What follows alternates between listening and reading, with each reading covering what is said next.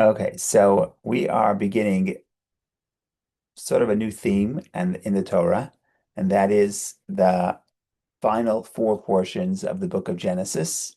And we shift from the stories of the patriarchs to the stories of primarily the story of Joseph and his brothers. And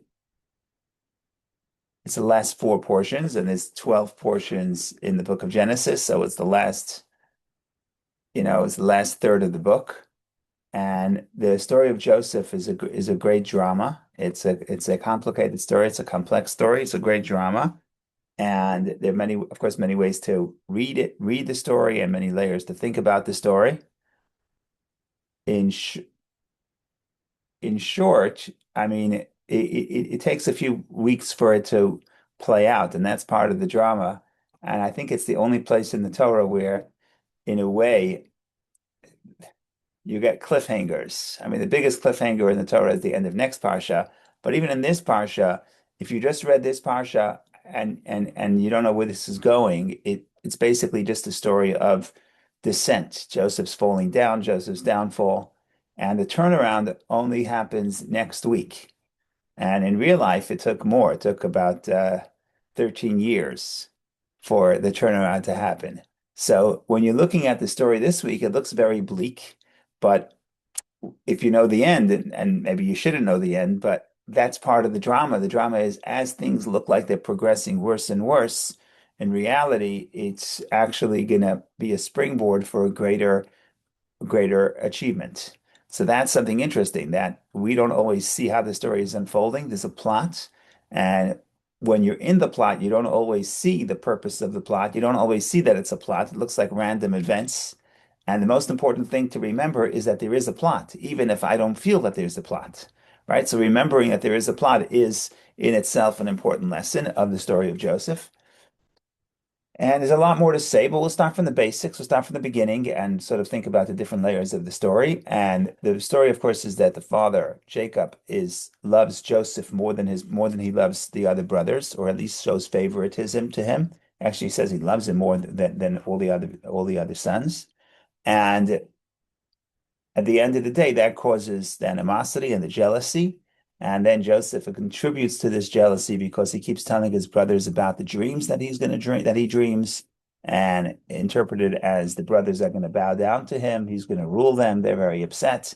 And eventually, when it comes the moment of truth, um, they basically decide to kill him, and then they change it. They said, you know what, we'll just sell him as a slave, and then we'll get rid of him, and he won't be a challenge to us. And that's what happens. And then in the story, in the end of this week's parsha, first he's sold as a slave, and then he's works for the master, for the minister, one of Pharaoh's ministers. And then it gets even worse because the minister's wife creates a libel that he tries to seduce her, and he ends up in prison. And it ends with him being in prison in this week's parsha. And then he hopes he can make some connections. He makes connections with two of Pharaoh's ministers, and he interprets their dreams, and he hopes they will help him.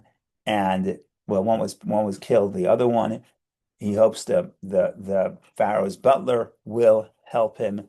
And the end of the parsha is that the Sar HaMashkim, Pharaoh's butler, did not remember him and he forgot him. Double language, didn't remember and forgot. And the story is forgotten. So you end the story and it's of course very bleak. You don't see any hope for transformation, but that hope does come years later, but in the story, it will read it next week. So that's the story. Now, the first thing that jumps out at you is how is it possible that these brothers decide to sell their brother as a slave? That's the big question.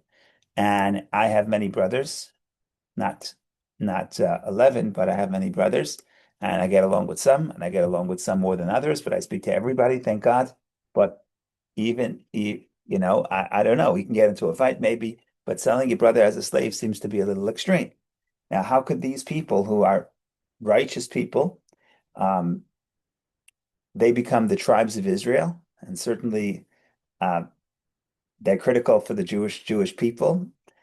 How could you say that they have sinned to the extent that they're going to sell their brother as a slave? So there are multiple ways of reading the story. One way to read it is just to say they're just regular people. and they're jealous and they're immature and Jacob triggered them and Joseph triggers them. So they sell him as a slave. That's no problem.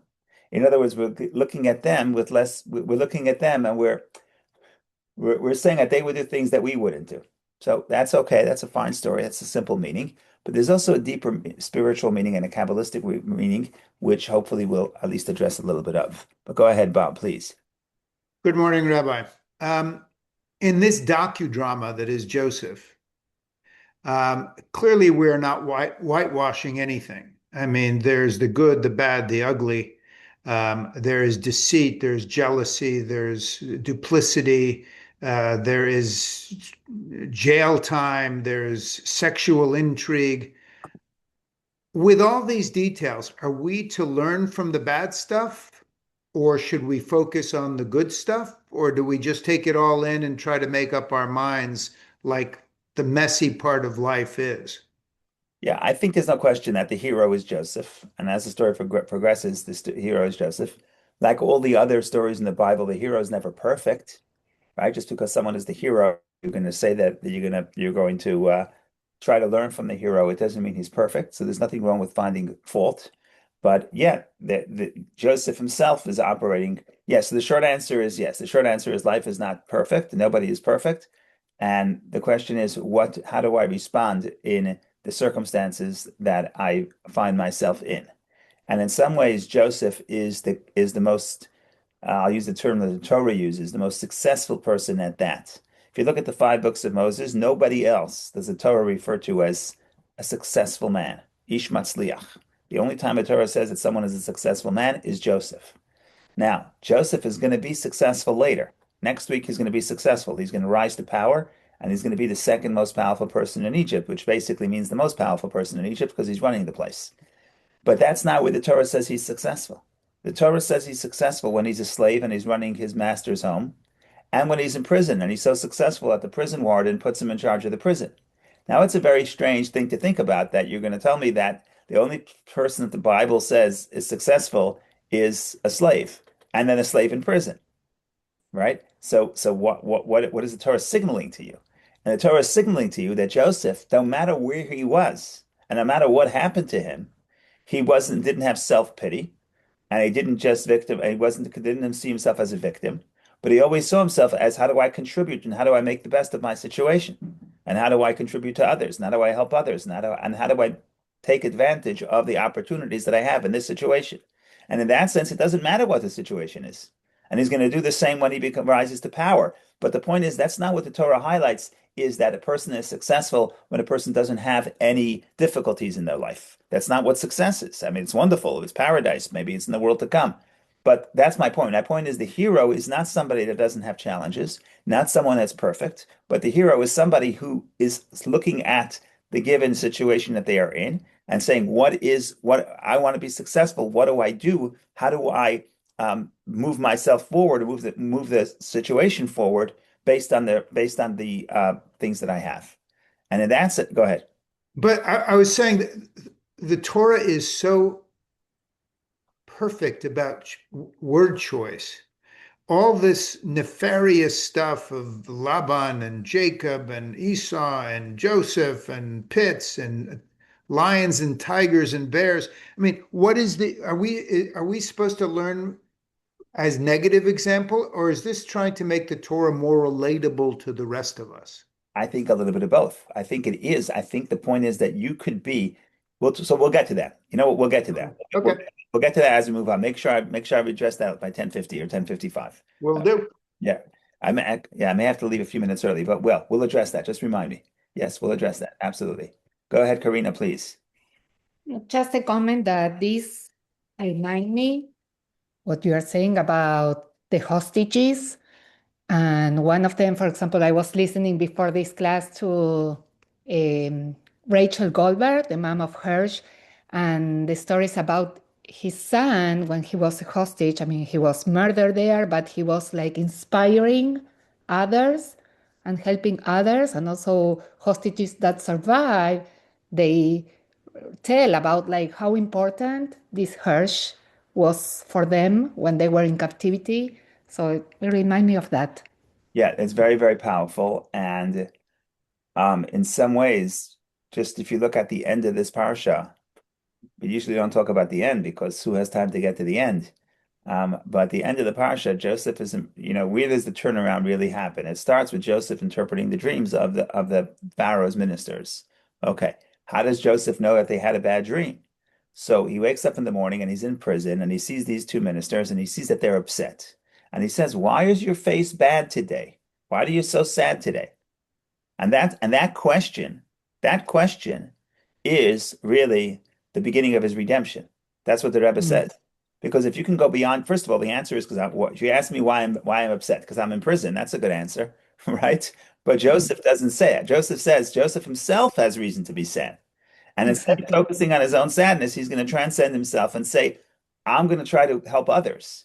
And then Mm, that's freeing myself of my own limitation, of my own ego and then mm, transcending the self. And essentially, that is what freedom is. Freedom is I'm not trapped to my circumstances, and I'm not trapped to my perspective, and I can connect to somebody else, even if I'm not in the best situation.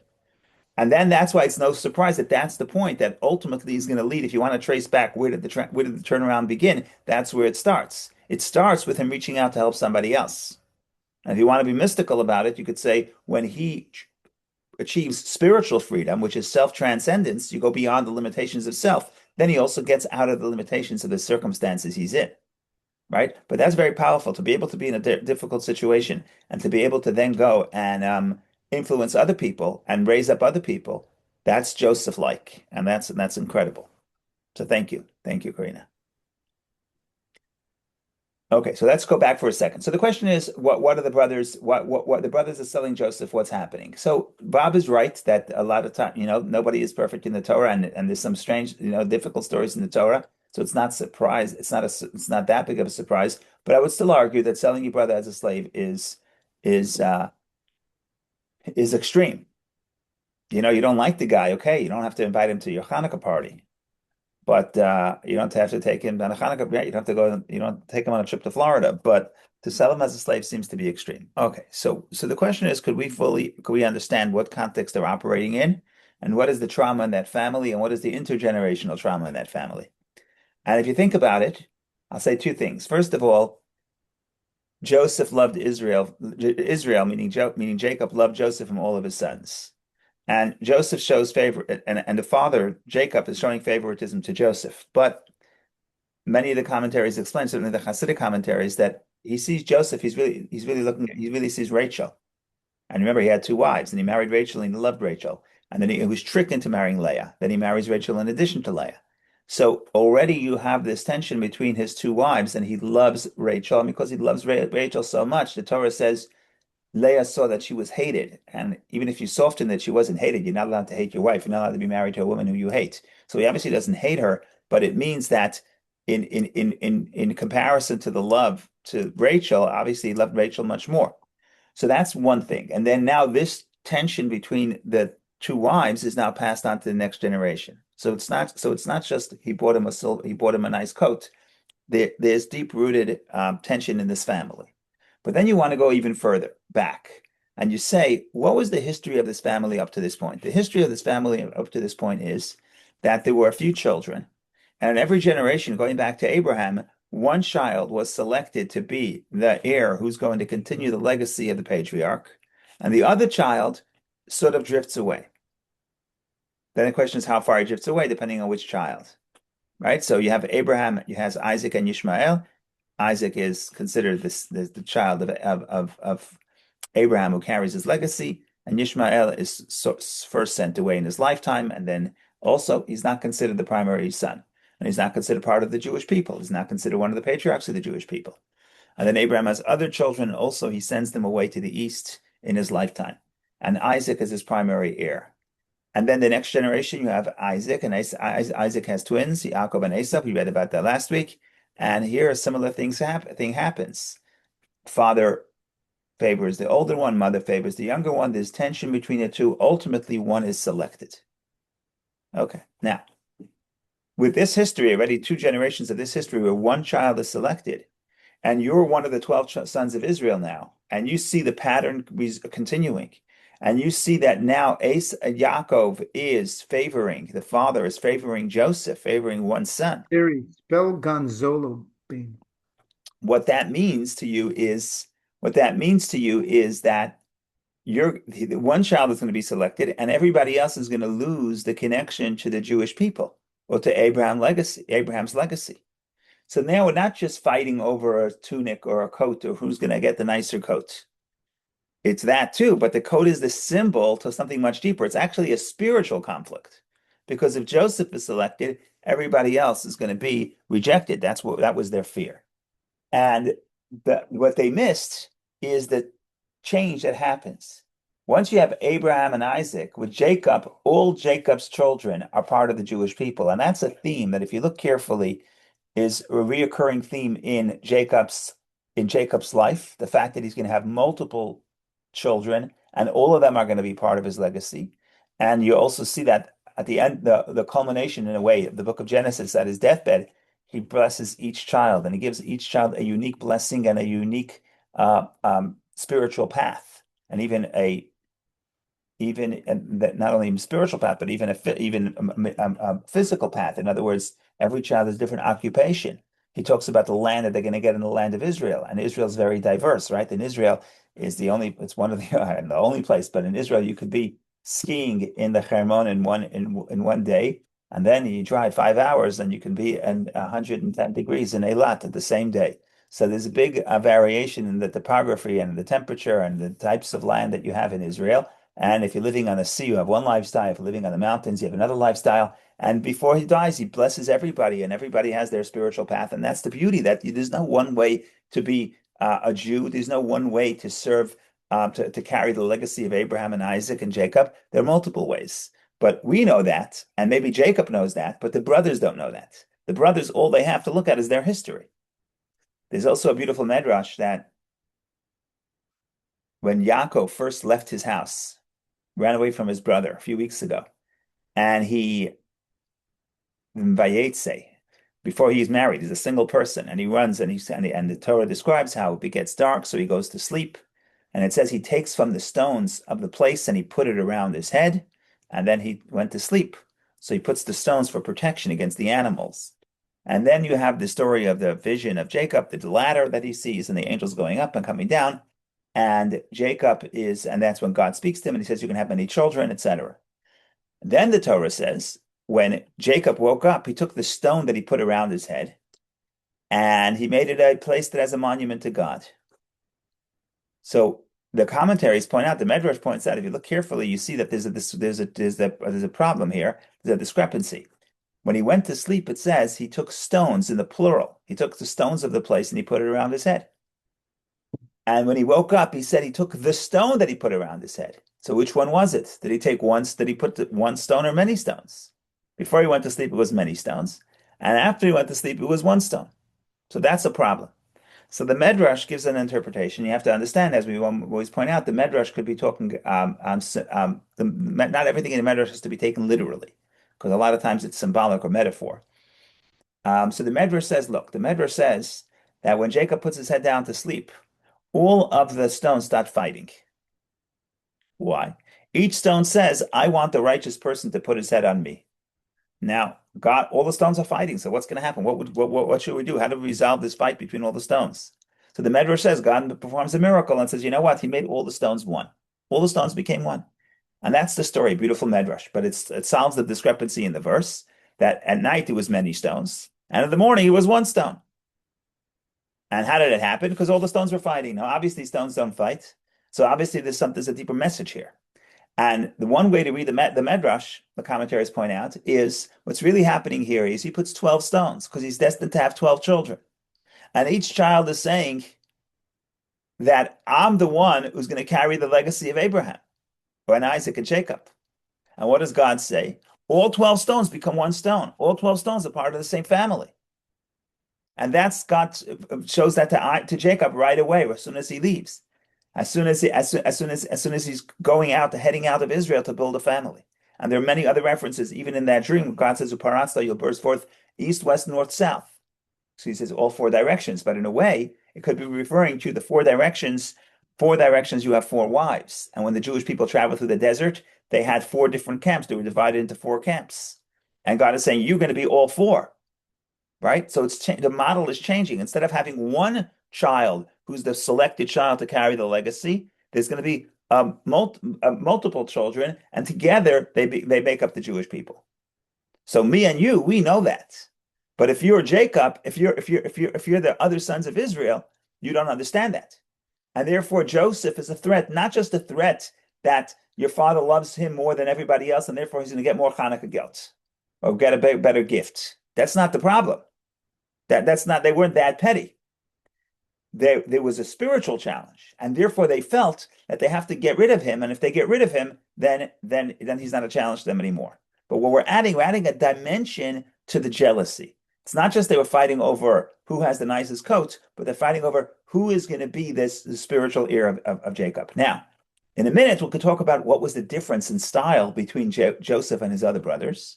And then we'll talk about the difference in style between Joseph, his other brothers, and the patriarchs. And then we'll circle back to Bob's question of what are we supposed to learn from all of this. But the point is, now hopefully we add a dimension that it's not just they're fighting over. Remember, these are people, Joseph was 17, so the older brothers are in their mid-20s. The mid-20s, it's not like they're little kids. They're mid-20s, and they're selling the brother as a slave because the father loved him more.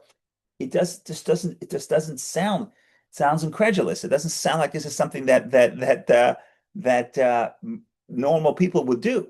But once you talk about there's ideology involved. Oh, for ideology, people will do anything. People will have religious wars. But here, that's the point. The point is, this is not just a small. This is not just a battle over something that is trivial. This is a battle of which lifestyle is the correct one for the Jewish people. And we'll get to that in a minute. Then we'll show the differences between Joseph, the dramatic differences between Joseph and his brothers.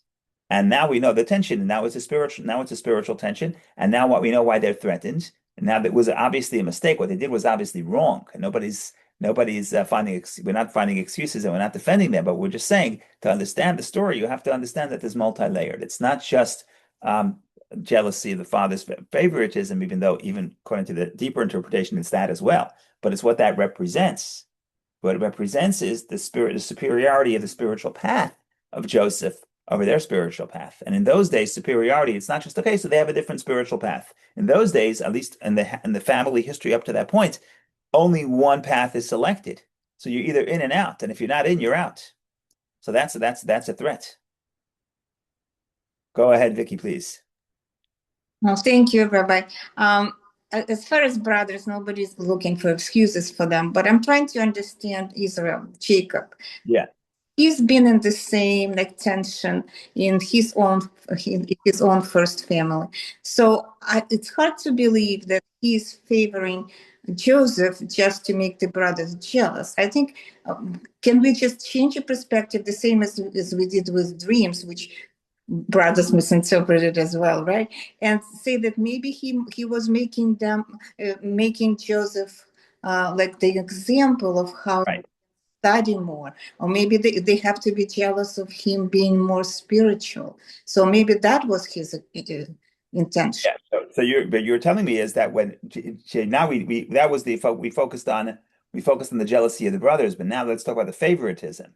Now, it happens to be the Talmud says that takeaway from the story is a person should not show any favoritism to any of his children. That's the takeaway. The Talmud says because the Talmud says because of a very small amount of money, whatever he made him a tunic.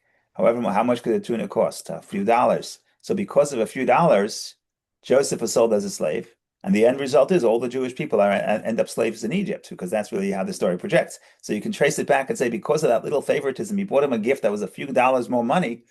And because of that, the Jewish people are enslaved for 200 years, or in Egypt for 200 years. So the takeaway is don't show favoritism. But even though you shouldn't show favoritism, but we're still going to look back and say the favoritism that Joseph sees, that Jacob sees within Joseph is also he's enamored by his beauty. Well, we'll leave beauty out for a second. He's enamored by his spiritual path, and he's impressed by his spiritual path. Now, I say beauty. Let's go back to Rachel and Leah. Jacob loves Rachel. Why? Because she's beautiful. That's what the Torah says. Yifat Torah, Yifat Mareh. Beautiful of form, beautiful of appearance. But the Kabbalists are not going to say, they're not just going to say she was physically beautiful, which she was, but the physical beauty is a manifestation of a spiritual superiority. And Rachel has a certain spiritual superiority that Jacob is enamored with, and Joseph has that same element. And Joseph is the continuation of his mother. And that's why the Medrash says that when he saw Joseph, he saw Rachel. So it could mean their features, they look the same. Okay. And Joseph was obviously very handsome, and that's why the Potiphar's wife, his master's wife, tries to seduce him. So he's obviously handsome. But the point is that beauty that Rachel had and that Joseph has from the Kabbalistic perspective, everything in the physical world is a manifestation of a spiritual truth. And that beauty represents a certain spiritual beauty from his unique spiritual path. And the same spiritual path that Rachel has, Joseph sort of brings it out into the real world. And that's what Jacob is in love with and impressed with and enamored with. So, and he wants the brothers to be inspired by it, not to be. Yes. And that's another point. Father sees all the siblings as one family unit. So he could see, okay, we can highlight one aspect and everyone should learn from him. But the siblings don't always see it that way. The siblings see themselves as separate people. But the parents don't see it that way. The parents see it with just one family unit. You have this quality, you have that quality. We can all live together and all learn from each other. But that's in the father's perspective. The Torah tells us about Torah tells us that when Joseph has his dreams and he brings it to his brothers, and then they get very upset and they get the father involved. So it says, Vayikanu bo'achav, the brothers were jealous of him, Ve'aviv shamar tadabar, but the father guarded the matter or anticipated the matter. In other words, the father was totally happy for Joseph to be the leader. And the brothers obviously were not happy with that. But that's the difference, that from the father's perspective, they're all one unit, it's all one family unit, and every group needs a leader. So let Joseph be the leader. For the brothers, they don't see themselves as parts of the same whole. They see themselves as competing, and for them, it's not just a competition, but as I mentioned earlier, because of the family history, for them it's a threat, and it's a spiritual threat. This person is undermining our spiritual path, so we have to get rid of him. So that is the introduction to what we want to say. So now we want to drill a little deeper and say, what is the big difference between Joseph and the brothers? And we're going to try to do two things. We'll first make a general difference between Joseph and the brothers, and then get specific and talk about three different steps. You have the patriarchs, you have Joseph, and then the patriarchs, then you have the tribes, the brothers of Joseph, and then Joseph. So we're going to first divide it into two, and then we're going to divide it further into three. So what's the big divide between Joseph and his brothers and his father and grandparents? The difference is, if you want to look at the occupation, and the patriarchs there and the tribes, by the way, the brothers also, they were shepherds. They raised cattle, but specifically sheep. That was their occupation.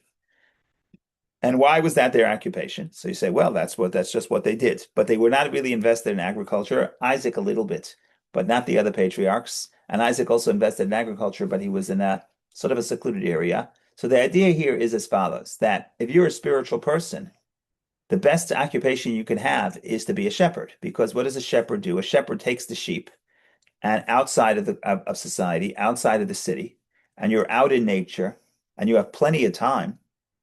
You have plenty of time. I don't know if you got plenty of time, not much to do. So you have time to be in nature, and you have time to meditate, and you have time to be spiritual. And that's why, if you think about it, Moses was a shepherd, patriarchs were a shepherd, the tribes were shepherds, David was a shepherd, everybody's a shepherd. And what did you think David wrote all his poetry? When he was the king? Probably not. When he was a shepherd, he wrote a lot of it, right? Because you're sitting there and you're playing for the sheep. There's nothing to do. You're sitting in the desert. There's nothing to do. So, and Moses, he sees the burning bush when he's a shepherd. Everybody's a shepherd. All spiritual people in the Bible, at least in the 5 books of Moses, they're all shepherds. That's the perfect occupation if you don't want to get involved in society, because society, at least at that point, is less than holy and less than sincere and less than pure. There's a bigger question in the Torah, a bigger question, meta question is, what is the Torah's approach to urban life? That's a broader question. And there are people who think that the Torah that really doesn't really love urban life and doesn't support. In other words, frowns on urban life. And just to go back for a second, if you go back to the story of the Tower of Babel, and everybody's building, and the most interesting thing about the Tower of Babel that God is not happy with what they're doing, and God therefore mixes up the languages, and then they disperse. One of the interesting things about that story is that nobody knows what the sin is. Torah doesn't say anything that they did anything wrong. So the commentaries try to fill in. Well, they try to fight with God. Okay, but the actual simple story of the Torah, it doesn't say anything. It doesn't say anything. It doesn't say that they did anything wrong. So one of the different interpretations, one interpretation specifically from the Abarbanel is that the Torah doesn't like urban life. All of a sudden, you bring people together. They're competing on the same resources. They're competing. They have to. They're creating artificial society, artificial as in they're removing them from nature. And when you remove people from nature and seclude them from nature and build these towers that are protected against the elements, then they forget about God. They forget about the source of life, and that's a spiritual challenge. So I'm not saying that's the only person. I'm not saying that's the only perspective. There are other perspectives, but that's just a sample of people who say that the closer you are to nature, the more spiritual you are, and it's clearly that's what the patriarchs did. Now, what is Joseph? Joseph is this very interesting guy because of all of the characters in the book of Genesis or in the Torah in general, but in the book of Genesis, in other words, in the family of the patriarchs, he is the only one that is completely invested and involved in the broader culture and the broader society. And he's basically running the economy of Egypt. Eventually he'll get there. But even before that, that's his personality type. He's not trying to seclude himself from other people or from other influences. He's not afraid to take a deep dive and get involved in the culture of the time and the society of the time, and yet remain loyal to his own identity. Maybe on the outward he wasn't, but on the inward he was. And that's why that explains a lot of things that happened later on in the story where the brothers cannot identify him. They don't recognize him when they speak to him. He's the leader of the Egypt. And the next weeks we're going to read how there's a lot of interaction between them. They even have lunch together, and he's dropping signs and he's trying to I don't know what he's trying to do, but he's dropping a lot of signs that he knows a lot about them. And they know they have a brother that's lost in Egypt, but it wouldn't occur to them that that Joseph is their brother. And one of the reasons is because there's impossible for a Jew to be in Egypt and be in this society and rise to the top and still be loyal to the type of life that they had. So Joseph is a completely different model. And this model is a threat to the brothers because if that's the chosen model, they cannot live that chosen model. And ultimately, that's the conflict. Now, the goal, of course, is, and that going back to Bob's question from the beginning, the goal of the story is to be a Joseph and bring your Jewish values to the broader society, which at that time was very corrupt and very unholy and very unethical. It's Egypt, and Egypt is built. It was the most advanced economy of the time, of course, and the most advanced sciences of the time, but it's essentially built on exploitation of other people and slavery. And Joseph is there, and just being there, he's trying to influence it, and he's not influenced by it. And that's something that becomes the Jewish model. And many commentaries explain that later on, we're going to talk about the fact that Joseph sustains the people during the famine, his brothers during the famine. And there are verses in, for example, the book of Psalms that refer to the Jewish people as Joseph, because we have different names for the collective Jewish people. Usually it's Israel. Israel is the name of Jacob. So usually Jacob is the collective Jewish people because he's the father of all the Jewish people. But there are a few places in the book of Psalms where it says God leads Joseph. What's Joseph? So the Medrash says, oh, no, Joseph is all the Jewish people. But why all the Jewish people call Joseph? Joseph is only one of the 12 tribes. So the Medrash says, oh, because he sustained them during the famine. Because he sustained them during the famine, that's why they're all called Joseph, which is strange. So there was literally a few years. How many years was it? The famine itself was either 2 years or 7 years, depending on which opinion you follow. So because he sustained them for a few years, that's why for thousands of years, when we refer to the Jewish people, you can refer to them as Joseph. And the Hasidic answer is yes, of course. Because when it tells you that Joseph sustained the Jewish people during the famine, it doesn't just mean he gave them bagels those 2 years. It means he sustained them. He gave them that skill that he had. His example is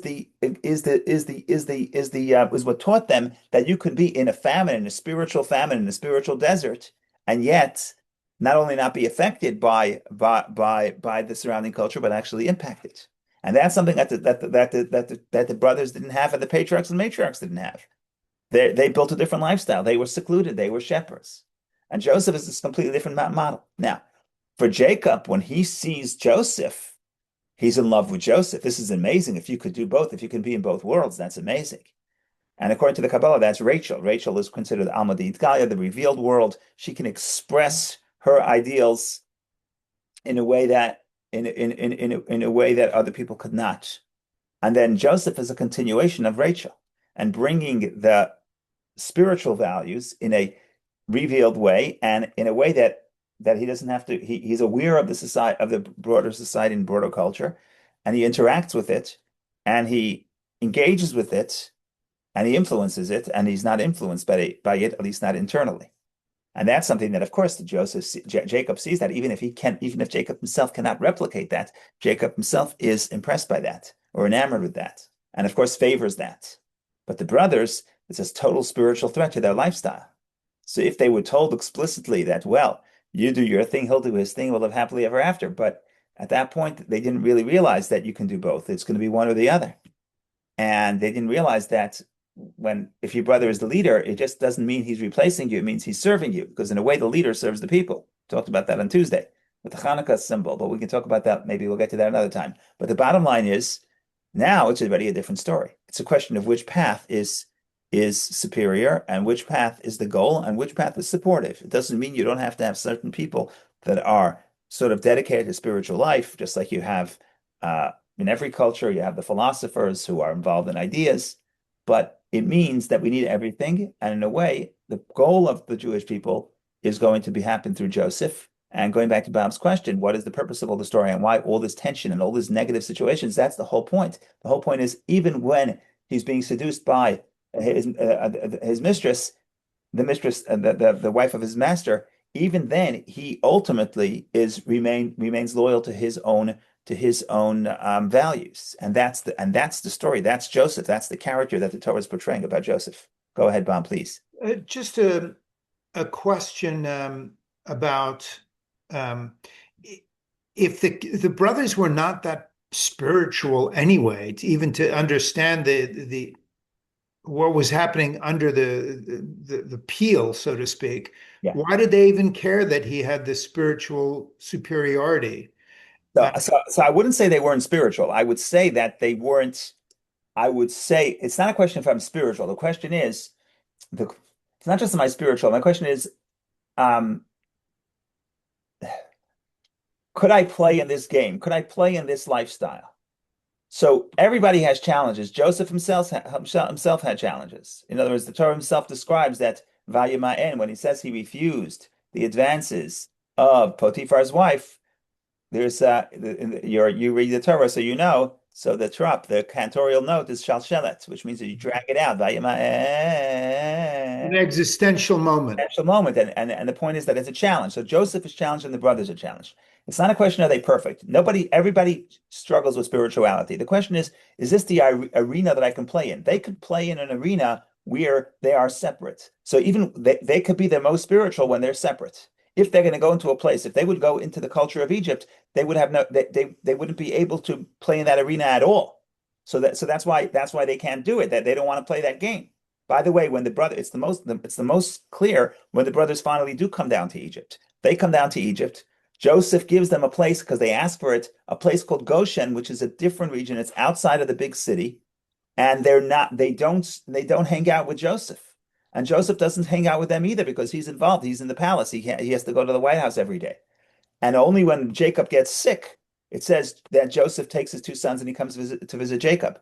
So in other words, even in Egypt, they always have to have, as a starting point, they always have to be secluded. They need their own rural area where they could live their lifestyle. Now, how much they're devoted to the lifestyle, how spiritual they are, it's a different question. But that's the lifestyle that they could hope to excel at. If you would put them in the downtown Cairo, whatever the capital city was called then, they wouldn't be able to even start playing.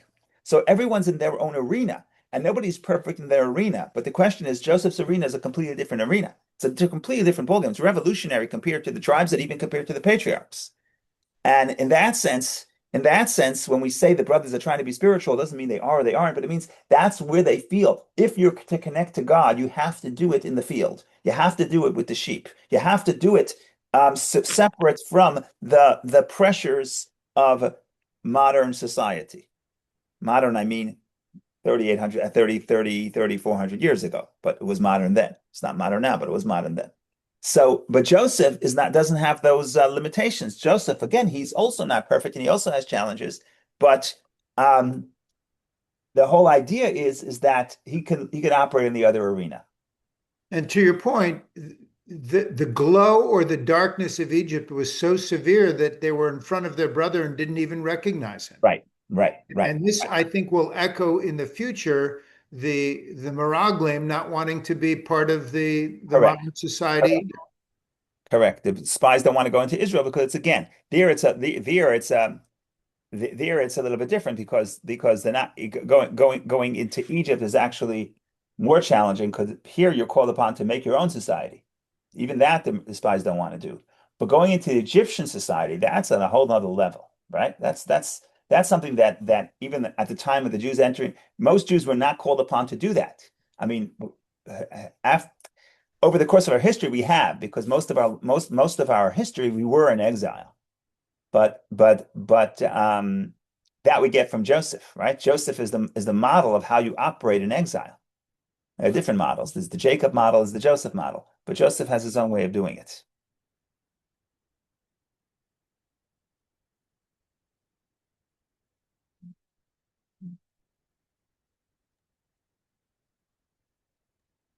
Still doesn't justify the sale. No, it doesn't justify the sale, but remember, religious once I said it as a joke, but now I'm actually buying into my joke. That once it becomes a religious battle, all bets are off because then people are justified. Because now I'm not just fighting with you because of my ego, I'm fighting with you because you are my spiritual foe and you're a challenge to my spiritual life. Oh, I have to get rid of you. I'm not justifying it. Don't get me wrong, I'm not justifying it, but I'm saying from their perspective, what was so threatening with Joseph? They're adults, the oldest one was must have been how would you do it? You would do how would you do it? The Well, oldest, he was the 10th or 11th child because yeah, of but there were four Dinah. wives. But there were four wives. Oh, right, right. Four wives. So I think they were all born within 7 years, right? I think the oldest one. I think the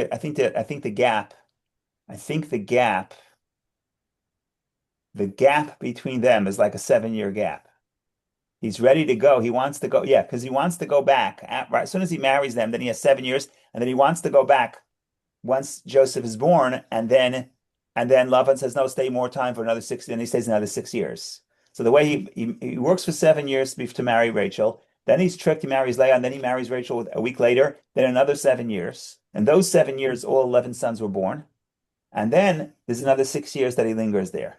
But in other words, the difference between the oldest and the youngest is 7 years. And Joseph, we know, was 17 at the time. So the oldest one, they're 23 years old, okay? 24 years old. And you can say they're fighting. What are they fighting over? They're fighting over a jacket. Even the father's favoritism. When you're in your 20s, you're trying to separate from your father a little bit, right? So there has to be something a little deeper. And now we're saying, oh, this is a big challenge. This favoritism represents something much deeper. And that's why for them, this was a terrible threat.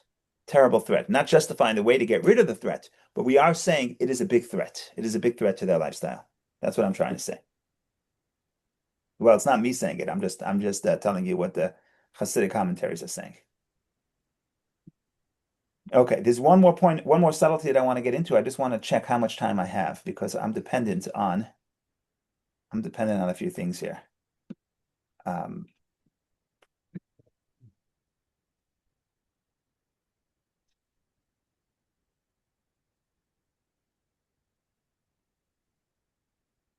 okay, I have 60 seconds. Um,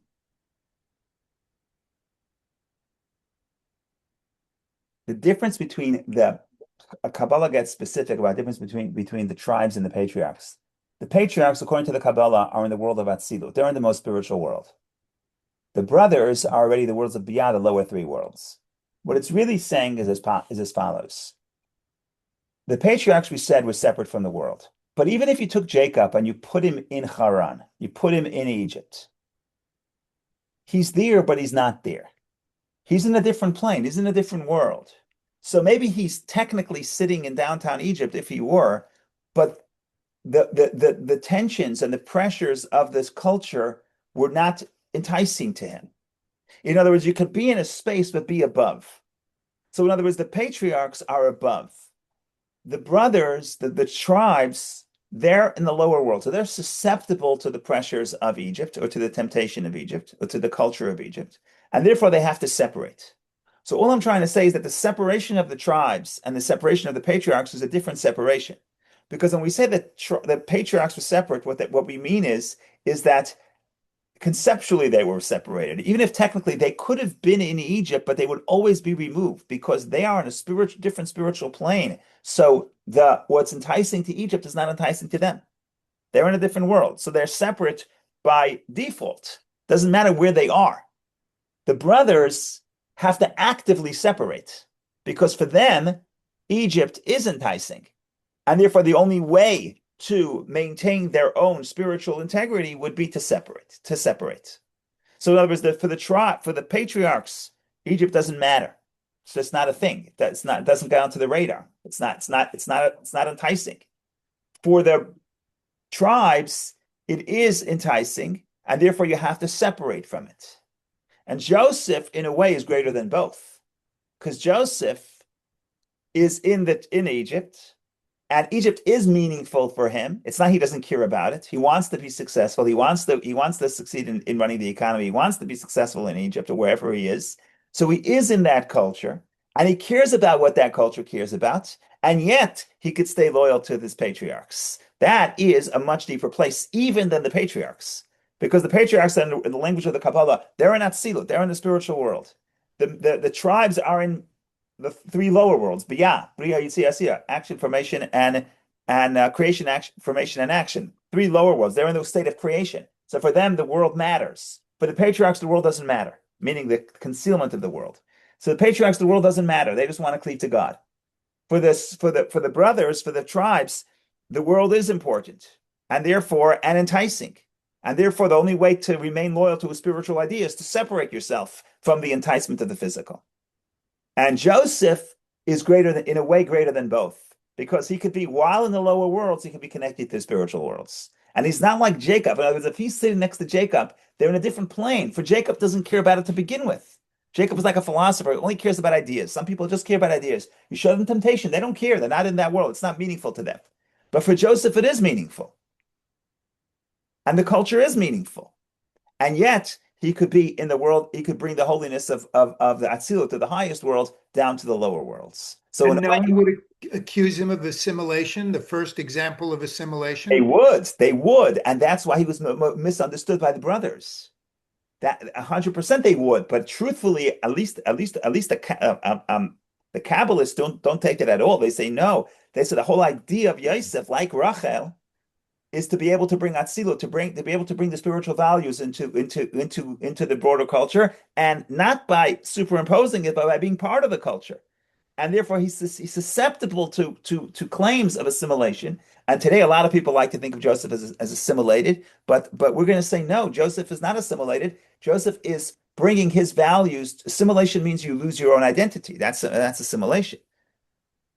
But if you maintain your own identity, then you're actually affecting the other culture. And in a sense, it's easier to be. Joseph has to have a higher root than even the patriarchs, because it's easier to live in a world where this doesn't matter to me, but that it matters to me, and I'm there, and it matters to me, and I'm negotiating with the culture, and yet I'm loyal to the spiritual values. That is something that's much more profound, even than the patriarchs. He was the first Chabadnik.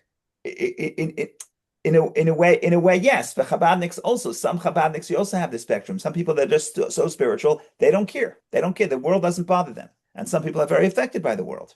So even within Jewish people, because we're all like Joseph, we're all in exile. Certainly in exile, we all have a little bit of Joseph. But I'm saying even within that, there's a spectrum of, if you're maintaining your own identity, how much is it that you're above it, meaning it's not enticing to you, And how much of it are you invested that I really do want to succeed? And this is really important to me to understand this culture and to interact with this culture and to be part of this culture, and yet maintain my loyalty to my own identity. If anyone could do that, it's from Joseph. That's the pitch. Got it. Go ahead, Vicky. Go ahead, and then unfortunately you have to jump. But go ahead, Vicky. Now, just a note, is there a connection to the dreams? Because at the beginning of the dreams, everything is So we talked about that on Tuesday. The whole idea of the dreams is that you can be in the field and in the stars at the same time. Right? There's two dreams. One is physical, one is spiritual. And we contrast that to Pharaoh's dreams. Pharaoh's dreams, both his dreams are physical. The first dream is about cows. The second dream is about grain. And with Joseph, the first dream is about being in the field, the bundles. And the second dream is about the sun and the moon, stars, sun and moon bowing to me. So the question is, where is Joseph's arena? Is his arena in the sky, or is his arena on the earth? And in a way, the tribes are in the earth, and the patriarchs are in the sky, because Jacob says, sun and moon is me and your mother. And where is Joseph? Joseph is both simultaneously. That's the whole idea. You can have both dreams. Both of them represent Joseph's story. So he's not one or the other, he's both. So that ties right in. And so hopefully we can learn from him how to actually. That's the point of the story. Yes, indeed. Thank you so much. Okay, wonderful. Shabbat Shalom, and have a happy Shabbos and happy Hanukkah. Thank you all for joining. Chazak Shabbat Shalom. Thank you. Be well.